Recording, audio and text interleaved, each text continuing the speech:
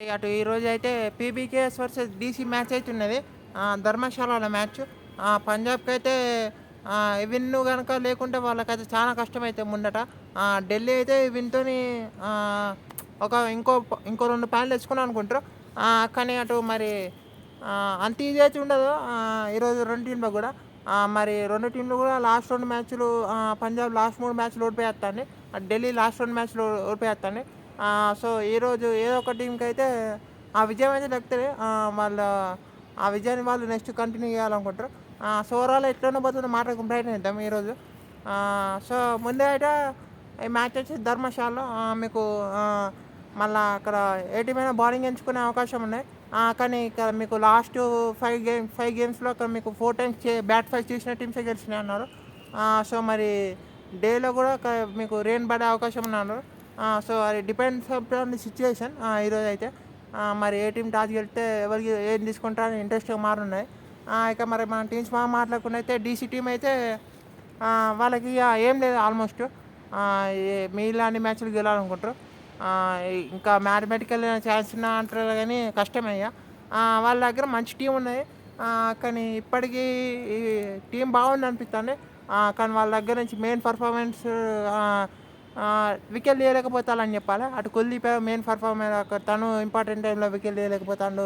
అటు స్టార్క్ మీకు పవర్ ప్లేలో అనుకున్నన్ని వికెట్లు తీయలేకపోతాండు. సో, అది బాగా కన్సర్న్ చేసే అవకాశం ఉంది వాళ్ళకు. ఇంకా మీకు అటు ముఖేష్ కుమార్ లాస్ట్ మ్యాచ్ ఇంటాను ఎక్కువ బౌలింగే ఇట్లా వేసుకోలే. మరి ఈ మ్యాచ్ అన్నా బాగా ఇట్లా వేసుకోవాలనుకుంటారు. అటు బ్యాటింగ్‌లో మరి కేరళ వాళ్ళు లాస్ట్ 2 మ్యాచెస్ అనుకున్నంత రానియలే. అది కూడా పెద్ద ఇబ్బంది పెట్టే అవకాశం ఉన్నాయి. ఆ మిడిల్ ఆర్డర్ అయితే మీకు అనుకున్నంత స్థాయిలో అసలు ఇట్లా అక్కడ మీకు నితీష్ రాణా కొన్ని మ్యాచ్‌లు ఆడే ప్రయత్నించి, సమీర్ రిజ్వీ కూడా ఆడే ప్రయత్నం చేసి కానీ అనుకున్నంత పర్ఫార్మెన్స్ చేయలేకపోతాళ్ళు. సో, అది పెద్ద కన్సర్న్ లెక్క ఉన్నది. కానీ వాళ్ళు చూడాలి. విప్రో నిగమ్ లాస్ట్ మ్యాచ్ ఆడిండు కానీ రన్స్‌కి వెళ్ళిండు. మరి ఈ మ్యాచ్‌లో మరి సేమ్ టీమ్‌తో ఉంటారనుకుంటాను. మరి మిల్లర్‌ని ఎట్లా ఇంక్లూడ్ చేయాలని ఉన్నది. కానీ వాళ్ళ కలది ఎట్లా ఇంక్లూడ్ చేస్తారా అని. ప్యాట్రిక్ నిషాంక బాగా ఆడిండు. ప్యాట్రిక్ నిషాంకని డ్రాప్ చేయాల్సిన ఇప్పుడు డ్రాప్ చేస్తారా అంటే నమ్మబుద్ధి అయితలే. మరి అటు మిల్లర్ ఎట్లా రావాలంటే మరి స్టెప్స్‌ని డ్రాప్ చేయాలన్నారు. స్టెప్స్ కూడా ఉంటాడు. సో, మరి మిల్లర్ ఎట్లా వస్తారా అంటే కష్టంగా మారున్నాయి. అభిషేక్ పొరల్ని ఓపెనింగ్ నమ్మి మరి ప్యాట్రిక్ నిషాంకని డ్రాప్ చేసి మిల్లర్ తెచ్చుకోవాలి. అదొకటే ఛాన్స్ అవుపిత్తాంది. కానీ అది కష్టం. సో, ఇక మరి పంజాబ్ మాట్లాడకుండా అయితే హస్బతుల్లా మరి వచ్చిందంటాళ్ళు. సో, మరి స్క్వాడ్‌కి జాయిన్ అయ్యిందంటాళ్ళు. మరి తన స్టేట్‌గా ఇక్కడ మీకు ప్లేయింగ్ 12 వస్తారా అంటే నాకు తెలిసి వచ్చే అవకాశాలు ఉన్నాయంటాళ్ళు. అటు లాకీ ఫెర్గ్యూసన్ ప్లేస్‌లో తీసుకొచ్చే అవకాశాలు ఉన్నాయి గానీ, లాకీ ఫెర్గ్యూసన్ లాస్ట్ మ్యాచ్ బాగా బౌలింగ్ చేసిండు.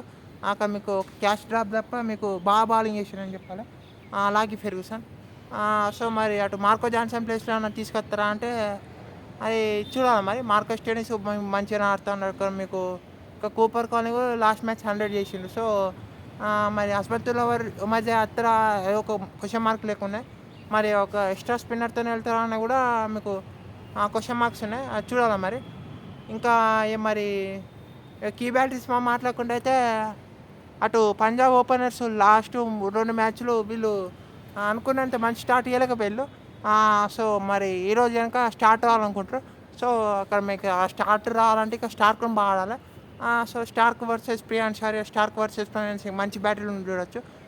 కానీ నాకెందుకో Pragyan Singh versus Mitchell Starc ఈ బ్యాటిల్ ఉన్నాయి. So, Pragyan Singh versus Mitchell Starc. ఇంకా మళ్ళీ వీళ్ళు అటు కేఎల్ రాహుల్ వికెట్ అయితే చాలా ఇంపార్టెంటు. KL Rahul wicket. ఇక మళ్ళీ ఇక్కడ పంజాబ్‌కి అయితే హర్షదీప్ సింగ్ ఉంటాడు. So, Harshdeep Singh versus KL Rahul కూడా మంచి ఇంపార్టెంటు. అటు హర్షదీప్ సింగ్ కూడా అనుకున్నంత వికెట్లు తీయలేకే ఎవ్రీ మ్యాచ్ కన్సిస్టెంట్‌గా పర్ఫార్మ్ చేస్తలేడు అనిపిస్తుంది. సో, అది కొంచెం కన్సర్న్ ఉండొచ్చు పంజాబ్‌కి. కానీ కానీ కనుక మంచి పర్ఫార్మెన్స్ ఇస్తే బాగుంటాయి పంజాబ్‌కి. సో, ఇంకా మరి కేఎల్ రాహుల్ వర్సెస్ హర్షదీప్ సింగ్ చూడాలనుకుంటున్నాను.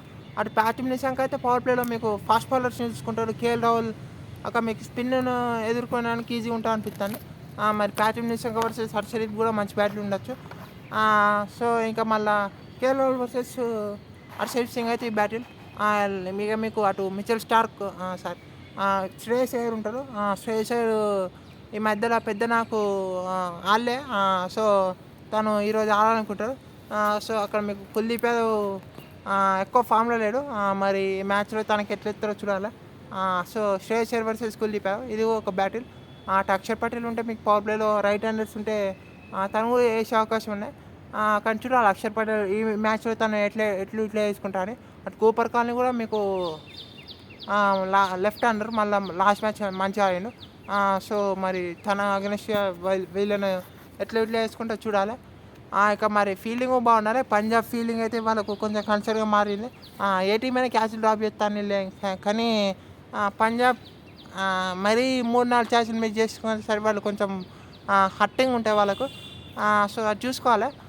ఇంకా మళ్ళీ అటు ఇక ఫేవరెట్స్ అంటే మరి ఇప్పుడు టీం పరంగా మూమెంటం పరంగా చూసినా ఏ టీం అంటే అంత మూమెంటం లేదు.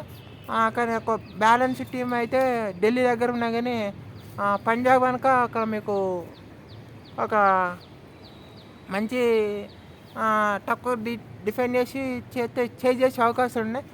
కానీ ఈసారి లుంగ్లీ మిచెల్ స్టార్క్ ఎట్లా ఆడతారు అది కూడా ఇంట్రెస్టింగ్ మారున్నాయి. సో ఫేవరెట్స్ అంటే ఎప్పుడు కష్టం లెక్కలు ఉన్నాయి. కానీ అటు ఢిల్లీ కూడా మళ్ళీ అటు మీకు చేసేటప్పుడు మళ్ళీ వాళ్ళకు మంచి స్టార్ట్ రాకుండా వాళ్ళకు కొంచెం ఇబ్బందులు ఎదురై ఉన్నాయి. సో నాకు తెలిసి పంజాబ్ ఫేవరెట్స్ అనుకుంటాను. కొంచెం స్లైట్లీ ఎడ్జ్ ఉన్నాయి, బాగా ఎడ్జ్ కూడా లేదు అనుకుంటాను నేను. జస్ట్ 51% పంజాబ్, 49 ఢిల్లీ. ఇంకా మళ్ళీ టీమ్స్లో మాట్లాడుకుంటే అయితే అటు ఢిల్లీ మాట్లాడుకుంటే అక్కడ కేఎల్ రాహుల్, ప్యాథమ్ నిశంక, నితీష్ రాణా. సో మీకు 4లో ఇంకా సమీర్ రిజ్వీ ఉంటాడు. సమీర్ రిజ్వీతో వెళ్తారు. ఇక 5లో మీకు అక్షర్ విత్ ద బ్యాట్. మరి ఒక పెద్ద నాకు చూడలేకపోతాను, అది మరి ఈ మ్యాచ్లో చూడాలనుకుంటారు ఢిల్లీ వాళ్ళు. 6లో మీకు ఇక అస్టోష్ ఉండు. సో ట్రిస్టన్ స్టబ్స్ ఉండు. సో 5లో స్టబ్స్, 6లో మీకు అక్షర్, 7లో అశుతోష్ శర్మ, 8లో విప్రయ్ నిగమ్తో వెళ్తారా అంటే పిచ్ బట్టి విప్రయ్ నిగమ్ / షాకిబ్ నవీదార్ అనుకుంటాను. సో వాళ్ళిద్దరిలో లెవెల్ ఒకళ్ళు పిక్ చేసుకోవచ్చు.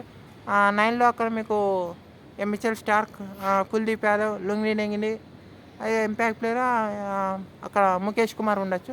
సో ఇది ఢిల్లీ టీం లెక్క కనబడుతుంది. ఇక మళ్ళీ ఏమైనా యంగ్స్టర్స్కి ఏమైనా ఛాయిస్ ఇస్తారా అంటే ఇప్పుడే అంటే నాకు తెలిసి మ్యాచ్ తర్వాత రిజల్ట్ బట్టి వాళ్ళు నిర్ణయం తీసుకుంటారు. ఇది ఓడిపోతే ఇక వాళ్ళు కూడా అఫీషియల్ అవుట్. చూడాలి మరి ఢిల్లీ ఏం చేస్తారని. ఇక పంజాబ్ టీం మాట్లాడుకుంటే అయితే వాళ్ళు ప్రజ్ఞాన్ సింగ్, ప్రియాంశ్ ఆర్య వీళ్ళ దగ్గర నుంచి మంచి స్టార్ట్ ఎక్స్పెక్ట్ చేస్తారు.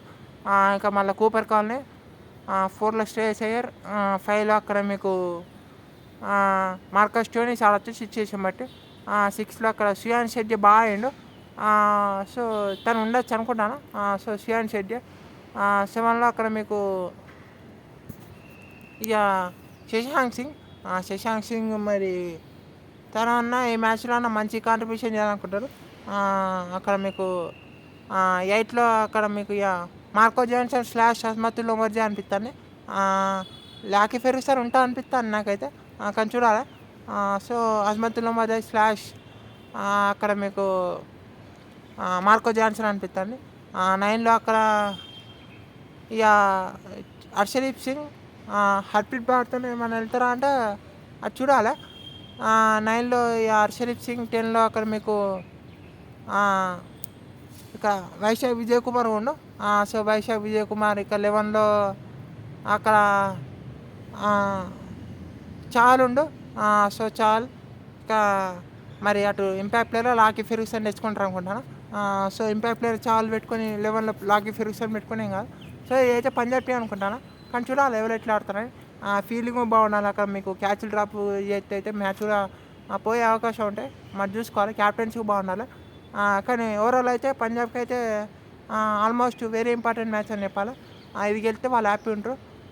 ఢిల్లీ కనుక ఇది గెలిస్తే ఒక విన్ వస్తుంది. మళ్ళీ వాళ్ళకు కూడా కొంచెం హ్యాపీనెస్ వస్తుంది. చూద్దాం మరి ఏమవుతుందో. అంతే వీడియోలో. Thank you for watching.